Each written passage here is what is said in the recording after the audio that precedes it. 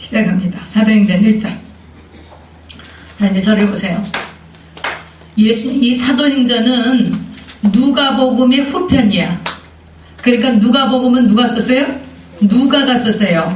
누가복음은 이 누가는 어떤 분이냐? 누가는 유대인이 아니에요. 누가는 어떤 분은 안디옥에서 예수님을 믿은 사람이야. 안디옥 교회에서 바울의 제자로 부름을 받은 사람이에요. 그래서 누가는 그리고 의사였어. 그러니까 아주 지식이 충만하고 아주 똑똑한 분이셨던 것 같아요. 그래서 이 누가라는 분이 누가라는 그 바울의 제자가 예수님의 제자가 아니라 바울의 제자였거든요. 사도 마태복음, 마가복음이 다 기록이 됐어. 그 당시 예수님이 AD 30년에 부활하시고 승천하셔서 하늘에 올라가셨어요. 승천하셨어요. 그리고 나서 승천하시면서 제자들에게 뭐라고 말씀하셨냐면 너희는 모든 족속으로 제자를 삼아 아버지와 아들과 성령의 이름으로 침례를 베풀고 내가 너희에게 분부한 모든 것을 가르쳐 지키하라. 볼지어다 내가 세상 끝날까지 너희와 항상 함께 있을 것이다. 예수님께서 그렇게 하시고 승천하신 거예요.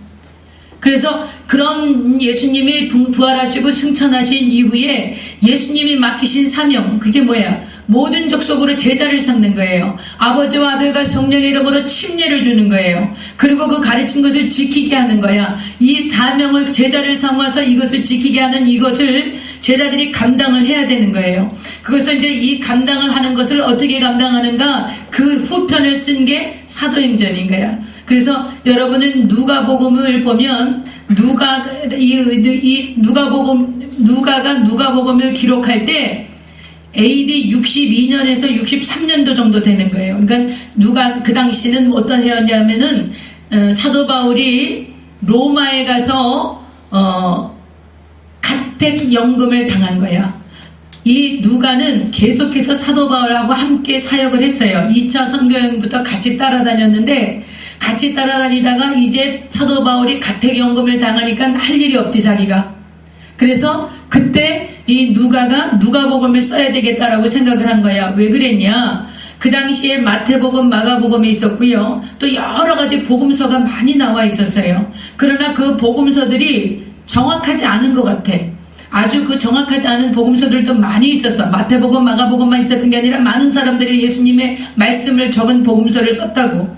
그런데 이 누가는 아주 합리적이고 또 논리가 탁월한 사람이고 헬라인으로서 아주 그 지적인 능력이 아주 훌륭하셨던 분인 것 같아요. 그래서 이분이 자세히 미루어 살펴서 예수님의 행적에 대해서 내가 기록해야 되겠다. 이렇게 하면서 데오빌로 각하여 이렇게 하면서 누가복음을 시작해요. 그래서 데오빌로 각하라는 말은 데오빌로라는 것은 뭐냐면 하나님을 사랑하는 자 이런 뜻이야. 무슨 사람? 어떤 사람?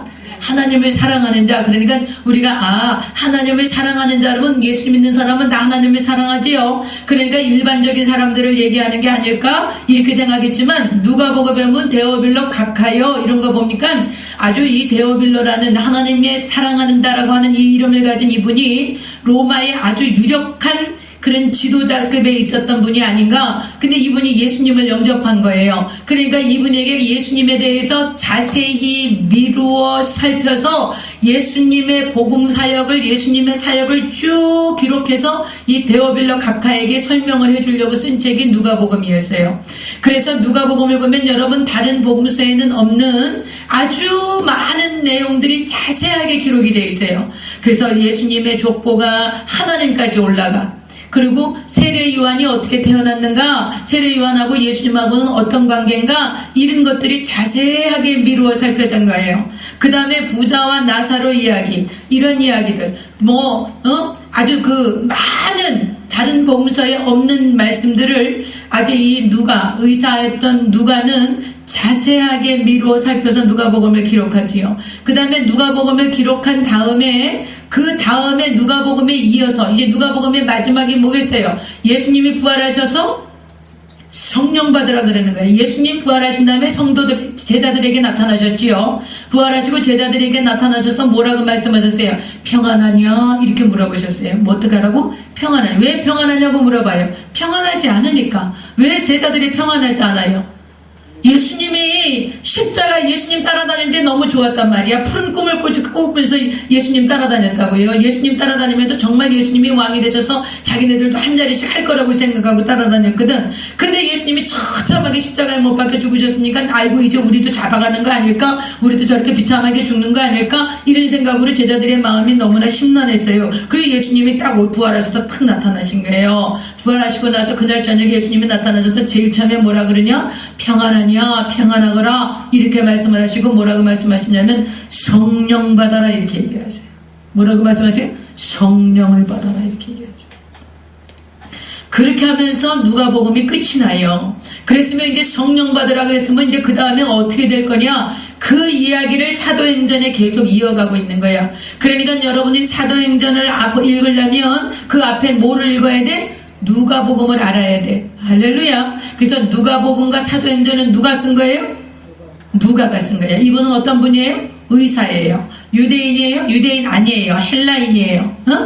이방인이에요. 그러니까 이 지금 로마의 데오빌로 각하는 이방 사람이잖아. 근데 마태복음이나 마가복음이나 요한복음은 유대인들을 상대로 쓰였단 말이에요. 그러니까 이방인들을 위한 복음서가 없는 거야. 이방인의 입장에서 예수님이 구세주라는 것을 인식할 수 있는 그런 책이 없는 거예요. 그래서 누가가 그 이방인의 입장에서 예수님이 구주라는 거. 그래서 예수님의 족보를 하나님까지 올리는 거야. 우리도 다 구원받을 수 있다. 이방인도 다 하나님을 구원하신다. 이방인의 하나님도 되신다. 이런 걸 얘기하려고. 그래서 이 누가복음을 마치면서 그 이후에 되는 일들에 대해서 이 데오빌로 각하에게 계속 이어서 쓰는 것이 사도행전인 거예요. 그래서 사도행전 1장 1절 보세요. 데오빌로요. 내가 먼저 쓴 글에는 무릇 내가 먼저 쓴 글 여기서 나는 누구야? 나는 누구야? 내가 누구야? 이 책 쓴 사람이 누구야? 누가죠? 그러니까 여기서 나는 누구야? 내가 내가 먼저 쓴 글이 뭐예요? 먼저 쓴 글이 누가복음인 거지. 1장 1절 보는 거예요. 1장 1절. 내가 먼저 쓴 글 누가복음에는 무릇 누가복음에 뭘 썼어요? 예수께서 행하시며 가르치시기를 시작하신부터 그가 택하신 사도들에게 성령으로 명하시고 승천하신 날까지의 일을 기록한 거예요. 이게 누가복음을 기록한 거지요. 기록한 다음에 그가 고난받으신 후에 고난받으신 건 뭘 얘기하는 거예요? 십자가 사건을 얘기하는 거예요. 십자가 사건 고난받으신 후에 또한 그들에게 확실한 많은 증거로 친히 살아계심을 나타내사 40일 동안 그들에게 보이시며 하나님 나라의 일을 말씀하시니라. 여기서 키워드는 뭐냐면 하나님 나라의 일이야. 예수님께서 40일 동안 부활하셔서 40일 동안 계속 제자들하고 같이 있었던 게 아니에요. 부활하시고 나서 5번 정도 제자들에게 나타나신 장면이 성경에 나와요. 그 5번 정도 나타나셔서 예수님께서 무슨 얘기를 하셨다고? 하나님 나라의 일을 얘기하신 거예요. 여러분, 하나님의 나라가 이 사도행전의 주제야. 성경 전체 신약 사도행전서부터 시작되는 요한계시록까지 시작되는 성경의 이 키워드, 그 주제는 뭐냐면 뭐라고? 하나님의 나라가 주제인 거예요. 그러니까 여러분이 하나님의 나라에 대한 개념을 확실히 갖고 있어야 돼. 여러분, 이 세상은 지금 누가 다스리고 있어요? 사탄이 다스리고 있는 거예요. 왜 사탄이 다스려요? 인간에게 하나님이 다스리고 정복하고 땅에 충만하라 그랬지요. 창조하시고 나서 그랬어요. 생육하고 번성하고 땅에 충만하라, 모든 것을 다스리고 정복하라 이렇게 했어요. 그런데 이것을 누구에게 내준 거야? 사탄에게 내어준 거야. 그래서 지금 세상 권세를 누가 잡고 있는 거예요? 사탄이 잡고 있는 거예요. 사탄이 왕노릇하고 있는 거예요. 우리가 예수 그리스도를 구주로 영접하지 않고 예수님이 여자의 후손으로 오지 않았다면 이 세상은 누가 왕인 거예요? 사탄이 왕인 거예요. 우리는 사탄이 왕인 나라에서 사탄의 자녀로 사탄의 백성으로 도둑질하고 죽이고 멸망시키는 그런 사탄의 왕의 그런 국가에서 우리가 살고 있었다고. 그런데 예수님이 오셔서 제일 첫 번째 하신 말씀이 뭐예요? 제일 첫 번째 오셔서 하신 설교가 뭐예요? 회개하라! 뭐가 가까웠다고? 천국이 가까웠다는 거예요. 천국이 뭐예요? 킹덤 오브 갓. 아까 우리 찬식 형제가 얘기한 것처럼 하나님의 나라가 천국인 거예요. 하나님의 왕국이 가까웠으니까, 하나님의 나라가 가까웠으니까 회개하라. 너희가 사탄이 왕되는, 사탄이 왕인 나라에서 도둑질당하고 죽임당하고 멸망당하고 영원히 사탄과 함께 불과 유황으로 타는 못으로 던져지는 그런 절대 절망, 절대 사망의 존재야. 죄 때문에 너희가 그렇게 돼서 이제 회개하고 돌아서 회개한다라는 건 뭐라 그랬어? 방향을 바꾸는 거야. 사탄의 나라에서 하나님의 나라로 방향을 바꿔서 하나님의 왕국의 하나님의 백성이 되는 거야. 그러려면 죄가 청산돼야 되는데 이 죄를 누가 청산하셨다라는 거예요? 예수 그리스도께서 죄를 청산하시고 더 이상 사탄이 죄를 가지고 우리를 볼모잡지 못하도록 죄의 권세를 깨뜨리시고 죄의 권세인 사망의 세력을 깨뜨리시고 부활하셔서 예수님께서 하나님의 나라가 이 땅에 임하게 하셨으니 이제는 돌아와서 하나님의 왕국의 하나님의 나라의 하나님의 백성으로 살아야 된다는 것을 얘기하는 것이 성경이야. 하나님의 나라에 대한 개념을 갖고 있어야 돼요. 하나님의 나라가 그냥 하나님이 나라지 뭐 성경에는 하나님의 나라라고 나왔으니까 그런 개념을 갖고 있으면 안 돼. 우리는 사탄이 왜 우리의 왕이 될 수 있었어? 죄고 우리가 내어줬으니까. 뭐 때문에 내어준 거야? 죄 때문에 내어준 거야. 여러분, 그래서 이 죄 문제를 처리하는 게 그렇게 중요한 거야. 그러니까 죄가 처리되지 않으면 사탄의 권세에서 우리가 놓여날 수가 없단 말이에요. 계속 도둑질하고 죽임당하고 멸망당하는 거야. 그러니까 이 죄의 권세를 깨뜨릴 수 있는 것은 누구뿐이에요? 오직 예수 그리스도뿐이에요. 죄 없으신 예수님이 육신으로 오셔서 여자의 후손으로 오셔서 성령으로 잉태돼서 오셔서 그 죄값을 치르시고 십자가에 몸집과 피 흘려셔서 죄값을 누구한테 치렀어요? 여러분, 또 우리 성도들이요, 죄값을 예수님이 다 치르셨다 그러니까 이것도 사탄에게 죄값을 치렀다고 그렇게 생각하는 사람이 있어. 여러분, 사탄은 그런 권세가 없는 거예요. 죄를 심판하시는 분은 누구예요? 하나님이 심판하시는 거예요. 사탄이 무슨 죄를 심판해? 예수님이 하나님이 심판하시는 거예요. 여러분, 유월절날 하나님이 유월절을 정하셨지요? 유월절을 정하고 어린 양 잡아가지고 1년 된 수컷 어린 양 흠없는 양을 잡아라. 그리고 피를 막 발라라. 그리고 그 피를 보고 누가 지나갔어? 여호와의 사자가 지나간 거야. 사탄이 지나간 게 아니야. 심판은 누가 하는 거야? 하나님이 하시는 거야. 다시 한번, 심판은 누가 하는 거예요? 하나님이 하시는 거예요. 사탄이 심판하는 게 아니에요. 사탄은 그런 권세 없어. 사탄은 우리가 사탄에게 속아서 죄를 지었기 때문에 그 죄를 가지고 우리를 벌마 삼아서 우리를 도둑질하고 죽여 멸망시키는 것만 할 뿐이지 사탄이 우리를 심판할 수 없어요. 심판은 누가 하시는 거예요? 하나님이 하시는 거예요. 근데 그 심판을 누가 대신 담당했다고? 예수님이 대신 담당해 주신 거예요. 예수님이 대신 심판 당해 주신 거예요. 하나님 앞에 그 죄값을 누구한테 치러준가? 하나님 앞에 죄값을 다 치러줘. 더 이상 하나님이 우리를 심판하실 수 없어. 여러분, 그게 하나님의 사랑이야. 모든 인류가 죄를 범해서 죄값을 속담받을 수 없으니까 하나님의 육신을 입고 이 땅에 오셔서 당신이 인류의 모든 죄값을 스스로 대신 심판을 받으시고 죽으셔서 인류를 구원하신 게 하나님의 사랑인 거예요.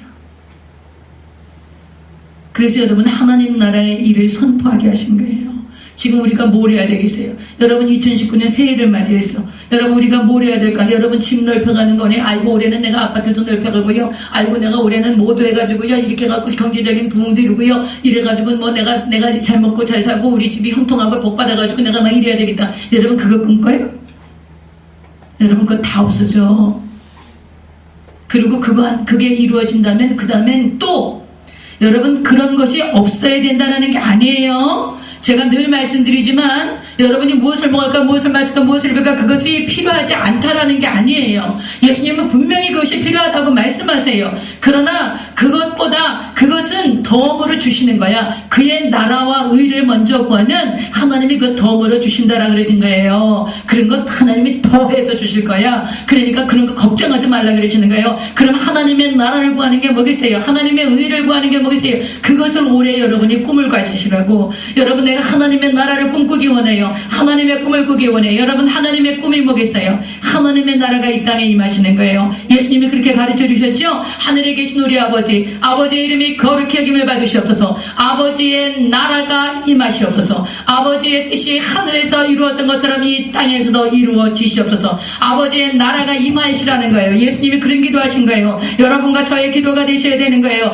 하나님의 나라가 임해주세요. 하나님이 왕이 되시는 나라, 하나님이 통치하시는 나라, 죄와 저주와 사망이 철폐되고 예수 그리스도께서 왕이 되시는 하나님의 나라가 임하여 주시옵소서. 여러분, 그 꿈을 우리가 꾸기를 원해서 사도행전을 공부하려고 그러는 거야. 여러분, 하나님의 꿈을 꾸세요. 여러분, 예수님이 오실 날이 심히 가까웠어. 예수님이 오실 날이 얼마나 가까운지 몰라. 이제 여러분, 제가 요한계시록 하려고 그래서 요한계시록.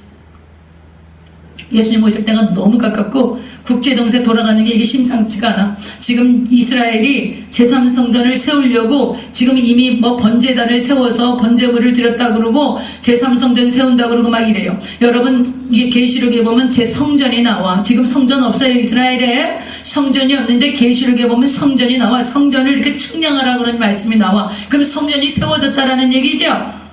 성전이 세워졌으니까 성전을 측량하라 그럴 거 아니야, 계시록에. 그러면 성전이 세워지려고 지금 만반의 준비가 다 이루어졌고요. 예루살렘을 수도로 옮기고요. 그리고 지금 제3성전을 세우려고 모든 준비, 레위인을 세워놓고 제사장으로, 그리고 그 레위인들이 어떻게 제사 드리는 거 다 연습시키고 훈련하고 이래갖고 지금 성전을 세울 모든 만반의 준비가 다 돼 있어요. 성전 세우기 지금 스타트 딱 시작하면 6개월이면 성전을 세운다라는 거예요. 여러분 성전을 세우고 나면 평화협정을 할 거예요. 평화협정. 이스라엘하고 팔레스타인은 지금 평생 원수야. 그런데 이스라엘하고 팔레스타인이 지금 여러분 지금 그 트럼프 대통령의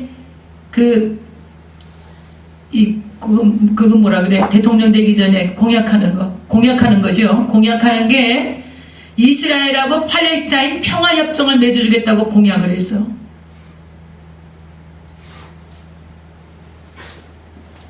그런데 성경은 이스라엘과 팔레스타인이 평화협정을 맺으면 제3성전이 세워질 것이고 제3성전이 세워지고 평화협정이 맺어지면 그때부터 7년 환란으로 들어가서 예수님이 오실 시간이 지금 코앞에 닥쳐 있다는 거예요. 그런 일들이 일어나고 있어서 제가 계시록을 좀 여러분한테 설명을 해드려야 되겠다. 제가 그런 생각을 했는데 여러분이 지금 예수님이 어떠한 일을 하시고 우리가 지금 어떻게 그 반응을 해야 되는가 이런 것도 잘 모르면서 계시록부터 알아가고 예수님 언제쯤 오실 것 같아 상황이 이렇대 이런 게 여러분이 관심사가 되면 안 될 것 같아. 여러분 그런 거 몰라도 돼. 여러분이 진심으로 예수님을 영접해서 하나님의 자녀가 되고 하나님을 사랑하고 하나님의 나라를 꿈꾸고 주의 뜻을 이루어가는 삶을 살게만 한다면 그렇다면 여러분 계시록 그에서 막 주님 언제 오실까 그런 거 몰라도 되는 거야. 언제 오셔도 오늘 밤에 오셔도 내일 오셔도 내가 주님 앞에 오늘 밤에 간다 그래도 그런 건 다 상관없는 건 여러분이 예수 그리스도를 구주로 영접하고 하나님의 나라에 하나님의 백성이 되었는가를 확인해야 되는 거예요. 그래서 오늘 이 말씀의 사도행전의 전체 키워드는 뭐라고요? 하나님의 나라예요.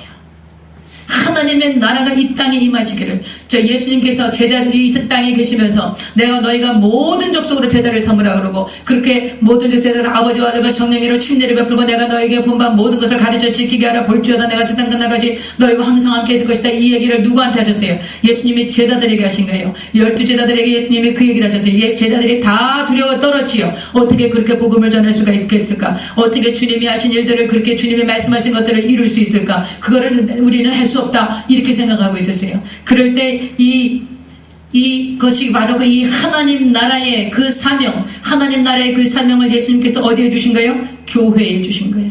제자들에게 주시고 교회에 주신 거예요. 여러분 제때부터 이 제자들은 하나님 나라를 꿈꾸기 시작한 거예요. 그래서 오늘 이제 그 하나님 나라의 일을 예수님께서 말씀하시고 예수님이 승천하시기 전에 무슨 말씀하시는가 4절 보겠습니다. 사도와 함께 모이사. 사도는 누구야? 사도는 보내심을 받은 자다 이런 뜻이야. 무슨 말? 보내심을 받았다. 예수님께 보내심을 받은 자다. 그래갖고서는 12제자를 사도로 생각했어요. 나중에 바울이 합류해요. 바울이 합류를 하는데 바울은 예수님의 12제자 중에 포함되지 않았기 때문에 사도 바울이 이제 앞으로 사도행전을 보면서 쭉 나올 거예요. 여러분 이제 우리가 이 사도행전만 하는 게 아니라 사도행전 하다가 여러분 우리가 갈라디아서 볼 거고 데살로니가 전후서 볼 거고 그래서 신약성경 서신서를 다 보게 될 거예요. 그래서 여러분이 올 한 해 동안 신약성경은 머릿속에 딱 정리가 될 수 있을 정도로 제가 여러분 인도해 드리려고 그래요. 그래서 성경을 보면 이게 이 말씀이구나 이렇게 하고서는 깨달아 알도록. 그래서 여러분이 이제 이 사도는 보내심을 받았는데 사도 바울은 예수님하고 함께 있지 않았기 때문에 사도 바울이 세운 교회마다 에베소 교회, 빌립보 교회, 고린도 교회, 로마 교회 이런 교회들마다 사도 바울을 이 사도로 인정을 안 했어. 그래서 바울이 굉장히 마음이 힘들었어요. 그래서 꼭 바울이 쓴 편지 서두에 보면 그리스도 예수의 뜻으로 말미암아 사도된 나 바울은 꼭 이걸 얘기해. 왜 얘기해? 인정을 안 해주니까. 여러분 제가요 이렇게 여성 목회자고 이러니까 어디 가면 잘 인정을 안 해줘. 아유 뭐 할머니 여자 뭐 이렇게 여성 무슨 뭐 하겠냐, 그냥 성도들 오면 뭐 기도해주고 그냥 이렇게 하겠지, 뭐 이렇게만 생각하는 것 같아요. 인정을 안 해줘. 그렇다고 제가 아이고 제가 그렇지 않은데요 막 이렇다고 또 가서 또 막 변명하고 또 저는 그러지도 않아요. 그러나 여러분, 제가 말씀을 바르게 전하려고 엄청나게 공부합니다. 내가 어저께 우리 장모님 3시쯤 집에 모셔다 드리고 여기 와고 12시까지 내가 책상에 앉아 있었어. 11시 반이 넘어서 제가 여기 기도하러 들어왔다고. 여러분요, 사도 바울도요, 자기가 인정을 못 받으니까 인정받으려고 계속 내가 하나님께로부터 부름받은 사도야 이렇게 하면서 막 이야기를 하시는 거예요. 그런데 오늘 이제 예수님이 그 12제자하고 승천하시기 전에 12제자들하고 모인 거예요. 4절 봐요. 사도와 함께 모이사 그들에게 분부하여 이르시되, 뭐라고 예수님이 말씀하세요?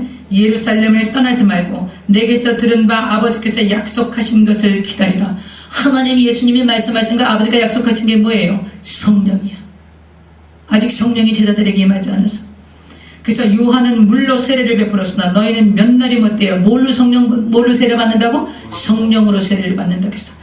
성령 세례 받으라 그랬어요. 여러분, 누구한테 얘기한 거야? 제자들한테 얘기하신 거예요. 제자들은 3년 반이나 예수님과 함께 먹고 마시고 지냈어요. 그런데 예수님께서 지금 제자들 보고 성령으로 세례를 받아야 된다고 얘기하시는 거예요. 여러분, 어떤 사람들은요, 아이고 우리가 예수 믿을 때 성령님이 세례 받은 거야, 그렇게 얘기하는 사람들이 있어요. 그러나 성경은 그렇게 말하고 있잖아요. 제자들은 예수님하고 3년 반이나 같이 먹고 마시고 같이 지냈어요. 그러나 예수님께서 승천하시기 전에 제자들에게 말하기를, 너희가 몇 날이 못되어 성령으로 세례를 받을 것이니까 예루살렘 떠나지 말고 여기서 기다리거라 이렇게 말씀하시는 거예요.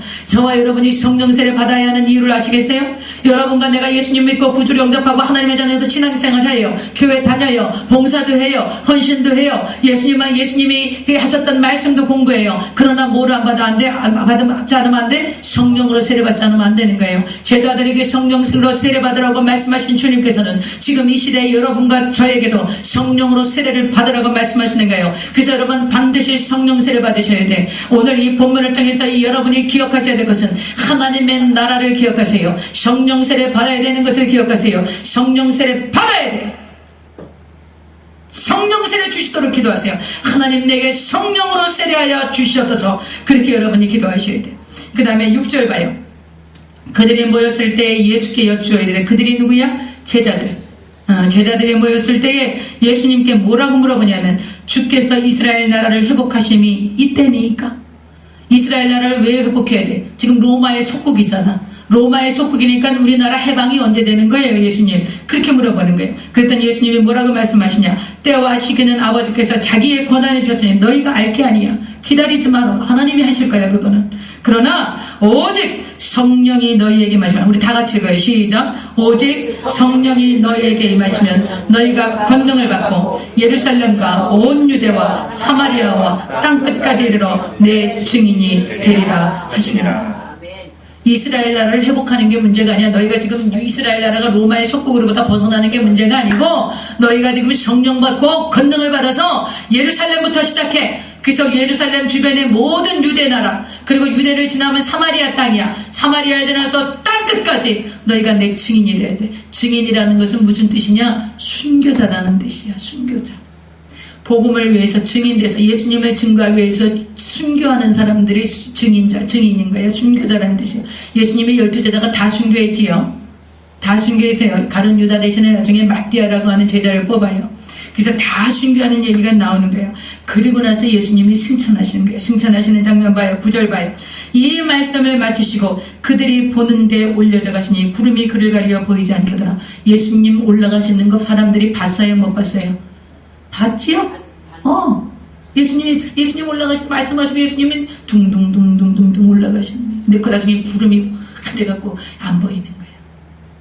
올라가실 때 제자들이 자세히 하늘을 쳐다보고 있는데 흰옷 입은 두 사람이 이 사람 누굴까? 천사들이죠. 여러분, 예수님이 오실 때도 이렇게 오신대. 오실 때도 흰옷 입은 천사 둘이, 이 갈릴리 사람들아, 어찌하여 서서 하늘을 쳐다보느냐? 너희 가운데서 하늘로 올려지시니 예수는 하늘로 가심을 본 그대로 오시리라. 이렇게 말씀하신 거예요. 예수님 오실 때 어떻게 하신다고요? 구름 타고 오시는 거예요. 구름이 가리워져서 예수님 올라가신 다음에 안 보였지요? 그것처럼 예수님이 구름 타시고 어디에? 감람산으로 오시는 거야. 여기가 지금 감람산이거든. 그러니까 여러분 예수님이 오실 때 전 세계가 중계방송 하겠어 안 하겠어? 하지. 이렇게 예수님 오실 날이 가까운 거예요 지금.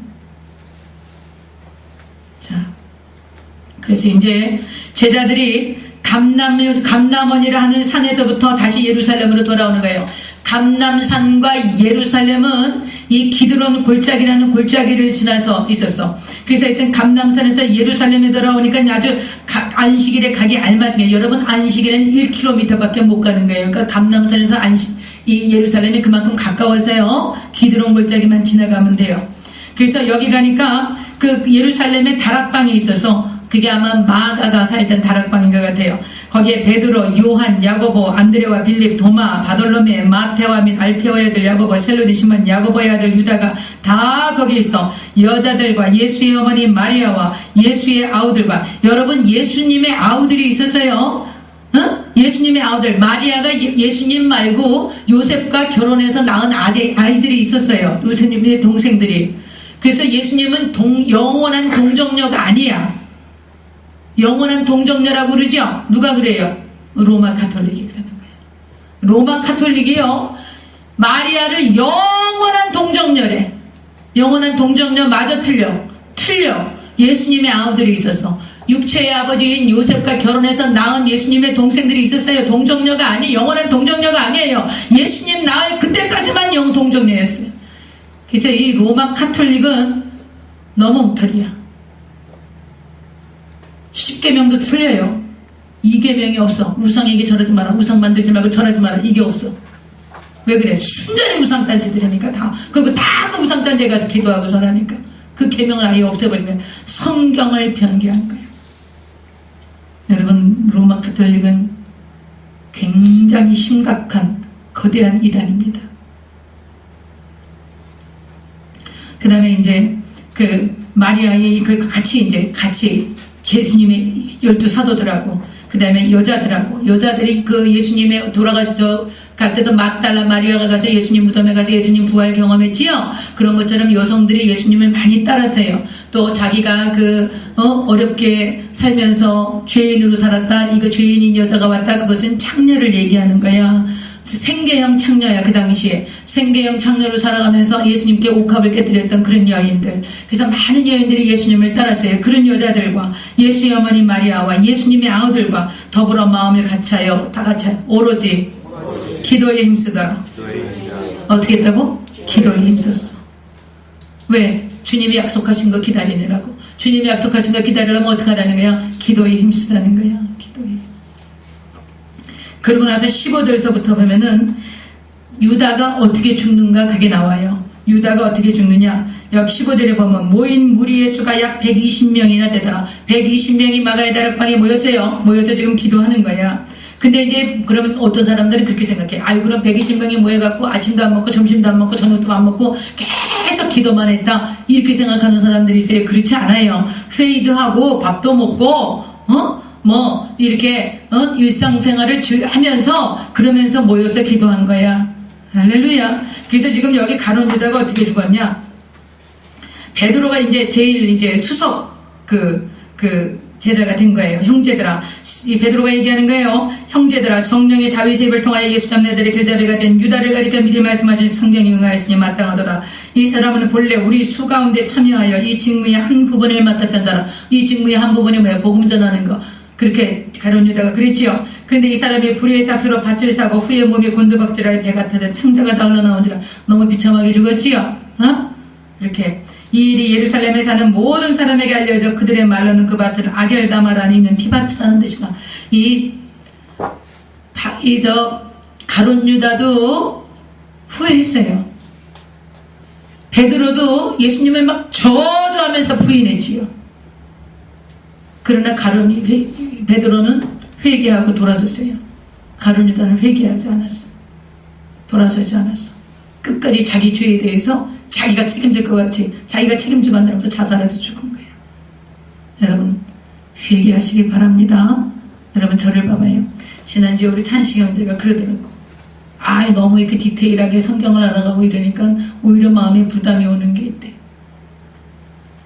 여러분, 우리가 감당 못할, 하나님께서 우리에게 감당 못할 죄는 없어.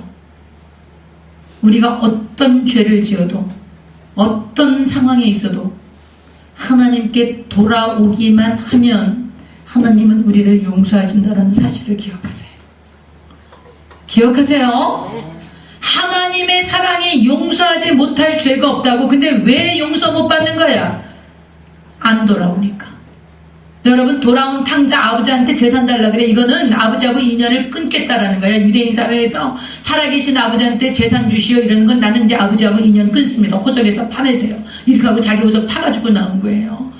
그래서 나와가지고 흥청망청 살고 그러다가 다 탕진하고 이제 친구도 다 떠나가고 여자도 다 떠나가고 이제 이 돼지는 가장 부정한 짐승이야. 돼지 치는 데서 주엄열매 얻어먹고 있다가 자기 아버지 생각이 나가지고 아이고 내가 아버지 집에 가면 이제 자식이라고는 못하겠다. 내가 종이라도 이렇게는 안 살아. 우리 아버지 집에는 내가 종이라도 좋으니까 내가 아버지 집에 돌아가야 되겠다. 그렇게 하고 정말 그 돼지 치는 그 거적을 뒤집어 쓰고 온갖 돼지 오염 냄새가 오물 냄새가 나고 정말 형편없는 모습으로 그 아들의 형상이라고는 다 깨어지고 이 세상에서 버림받고 타락하고 아무도 돌보지 않고 정말 비참하고 처참한 신세가 돼서 이제 아버지 집에 가서 내가 아버지라고 부르지도 못해. 그러나 내가 종이라도 내가 돼야 되겠다. 그리고 돌아오는 그 아들을 아직까지 동구 밖에서 먼 곳에서 점처럼 올라오는 그 하나의 형상을 바라보면서 아버지는 그가 즉시 자기 아들인 것을 깨달아 하시는 거예요. 그리고 신발도 신지 않은 채 맨발로 뛰어나가서 그 아들을 어긋안고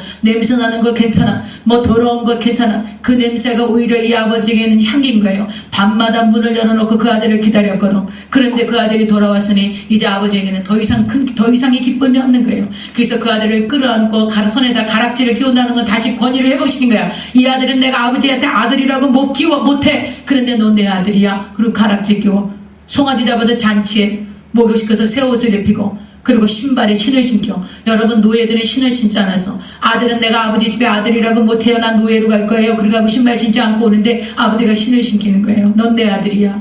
이렇게 하면서 회복하는 거예요. 과거 물어봤어요? 안 물어봤어요? 안 물어봤어요. 그래서 여러분, 하나님이 용서하지 못할 죄는 없어. 그런데 어떻게 해야 돼? 돌아와야 돼. 돌아오질 않는 거예요. 죄가 발목을 잡고 죄책감, 정죄감으로 돌아오질 않아가지고 결국 이렇게 유다처럼 비참하게 죽는 그런 일들이 얼마나 많은지 몰라요. 사랑하시는 여러분요, 여러분 주변에 그런 사람들이 있어요. 아니 내가 죄가 많아서 교회 못 가요. 나는 죄가 많아서 교회. 이런 사람이 있으면 돌아오기만 하세요. 하나님이 과거를 묻지 않아요. 이 얘기를 해주세요. 돌아와야 돼. 돌아와야 돼. 이렇게 비참하게 죽어요.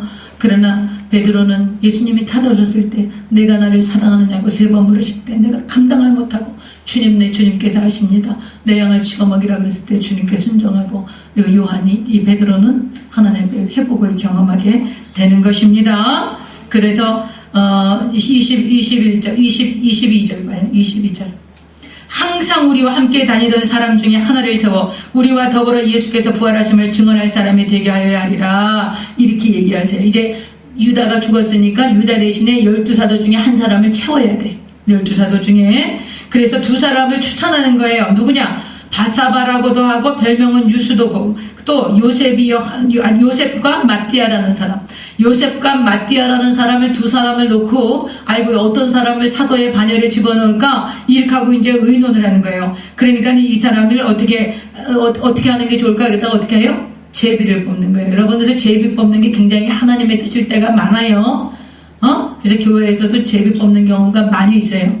그래서 제비를 뽑는데 누가 뽑혔어요? 마띠아가 뽑힌 거야. 그래서 마띠아가 12사도, 11사도 중에 가룟 유다 대신에 마띠아가 들어가서 12사도가 되는 장면이 나온 거예요. 오늘은 여기까지만 하겠어요. 여러분, 이 1장에서 키워드는 성경 전체에, 이 신약 성경, 특히 사도행전 전체의 키워드는 뭐라고요? 하나님의 나라야.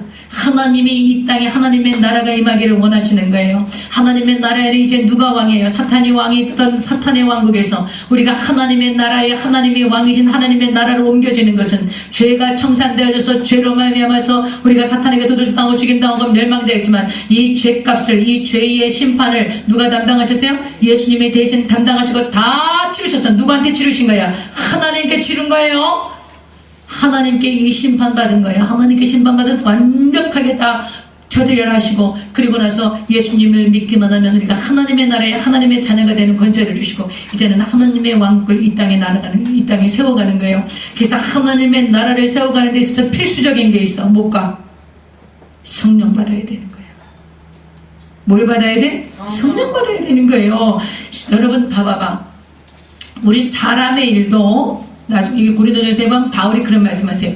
사람의 일도 사람의 영 외에는 알 수가 없어. 사람의 일을 강아지가 알아요? 송아지가 알아요? 몰라요. 사람의 일은 누가 알아요? 사람의 영 외에는 알 수가 없어요. 그러면 하나님 나라의 일은 누가 알아요? 하나님의 영 외에는 알 수가 없는 거예요. 그러면 하나님의 나라의 이 일을 이루기 위해서, 하나님의 나라가 이 땅에 임하여서 사람들이 죄로부터 자유케 되어주고 저주에서 속량받고 질병에서 치료받고 하나님의 백성이 되어져서 이 땅을 다스리고 정복하고 생육하고 번성하고 땅에 충만하여 하나님의 나라가 임하게 하시는 그런 하나님의 나라를 세워가는데 누가 하시는 거야? 하나님의 나라의 일은 누가 해야 되는 거야? 하나님의 일은 누가 해야 되는 거야? 하나님의 영이 해야 되는 거죠. 인간의 일은 인간의 영이 하는 거잖아. 하나님 나라의 일은 누가 하는 거야? 하나님의 영 외에는 알 수 없는 거예요. 하나님의 영이신 성령으로 충만하지 않으면 여러분은 하나님 나라의 일을 세워갈 수 없는 거예요. 그래서 오늘 예수님께서 승천하시면서 너희가 예루살렘에서 내가 분부한 것 임할 때까지 떠나지 마라. 그래서 마가의 다락방에 120명이 모여요. 그래서 거기서 예수님의 그 한 명 가룟 유다 대신에 마띠아를 뽑고 오로지 기도에 힘썼어요. 그리고 나서 2장부터 이제 성령이 임하셔서 놀라운 역사가 일어나기 시작해요. 두려워서 떨고 무서워서 떨고 밖에도 마음대로 못 나가고, 그리고 늘 불안해했던 이 제자들이 120명의 제자들이 마가의 다락방에서 간절히 오로지 기도에 힘썼을 때 성령이 불의 혀같이 갈라지는 성령이 각 사람의 머리 위에 임하고 그들이 담대하게 복음을 전하는 역사가 나타나는 거예요. 그들이 복음을 전할 때마다 귀신이 떠나가고 하나님의 나라가 임하는 거야. 사랑하시는 여러분, 오늘 주님께서 우리에게 말씀하시는 것이 있어요. 너희가 하나님의 나라를 꿈꾸기 원한다고 말씀하세요. 무엇을 꿈꾸라고? 하나님의 나라를 꿈꾸라는 거예요. 하나님의 나라를 꿈꾸고 하나님의 나라가 여러분과 나의 삶 속에 이루어지길 원하는 거예요. 내가 살아가는 내 삶의 자리, 여러분의 직장, 여러분의 가정, 여러분이 속해 있는 공동체 안에 여러분이 하나님의 나라가 임하기를 하나님이 원하시는 거예요. 그 하나님의 나라를 임하게 하시려면 여러분이 어떻게 해야 되는 거야? 성령으로 받아야 되는 거야. 성령 받아야 여러분이 영향력을 미칠 수 있는 거예요. 하나님의 나라를 세워갈 수 있는 거예요. 그래서 성령 받아야 돼. 할렐루야. 하나님이 예수님이 약속하신 거, 이 땅에서 우리가 받을 때까지 예루살렘 떠나지 말고 가는 주님의 말씀처럼 여러분, 하나님 나라의 일은 하나님의 영 외에는 알 수 없어요. 하나님 나라의 일을 알기 위해서는 여러분이 성령으로 충만해야 되는 그런 거룩한 부담을 가지시기를 바랍니다. 그래서 성령 충만하기를 위해서 기도하세요. 여러분, 올 한 해에는 성령 충만 받지 못한 사람 단 한 사람도 없어야 돼. 모두 다 성령 세례 받고 권능받고 증인되어져서 여러분이 전부 그리스도의 리더들로 세워지고 3명 이상 전도에서 여러분이 구역장으로 지도자로 또 그 세 사람들이 또 지도자로 세워지는 그런 리더로 세워지는, 그래서 강원 훈련으로 들어갈 거예요. 그래서 여러분이 성경 반드시 1도가 이상 하려고 작정하고 준비하시고, 그리고 여러분 하루에 1시간 이상 기도하는 거, 이것을 먼저 하세요. 이게 주님의 나라와 의를 먼저 구하는 거예요. 이걸 먼저 해. 먼저 하면 여러분 반드시 성령 충만을 경험하실 수 있고 여러분 삶에 놀라운 기적과 표적이 우리 주 예수의 이름으로 임하는 것입니다.